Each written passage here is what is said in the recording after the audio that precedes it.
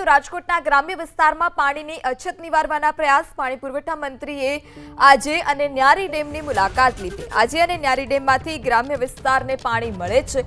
ધોળીધજા ડેમમાંથી પાણી આપી શકાય તે માટે મુખ્યમંત્રીને રજૂઆત પણ કરવામાં આવશે।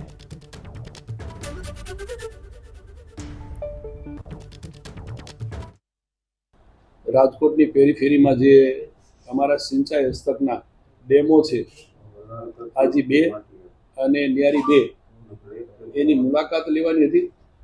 એ ઉપરાંત રાજકોટ શહેરને જ્યાંથી પાણી પૂરું પાડવામાં આવે છે એવો આજી 1 અને ન્યારી 1 જેમાં પાણીની શું સ્થિતિ છે અને આગામી દિવસમાં પીવાના પાણી માટે રાજકોટ શહેરને મુશ્કેલી ન પડે એ માટે આપણે શું કરવું જોઈએ અને લાંબા ગાળા માટે રૂડામાં રહેતા જે લોકો છે, જે ગામડાઓ આવે છે, એને પીવાના પાણી માટેની મુશ્કેલી ન પડે એ માટે શું કરવું જોઈએ એના માટેનું પણ અમે આજે રૂડા અને અમારા પાણી પુરવઠાના અધિકારીઓ સાથેની મિટિંગમાં નિર્ણય કરાવવાના છીએ। તો રાજકોટના ગ્રામ્ય વિસ્તારમાં પાણીની અછત નિવારવા માટે પ્રયાસ પાણી પુરવઠા મંત્રીએ આજે અને ન્યારી ડેમની મુલાકાત લીધી। આજે અને ન્યારી ડેમમાંથી ગ્રામ્ય વિસ્તારને પાણી મળે છે।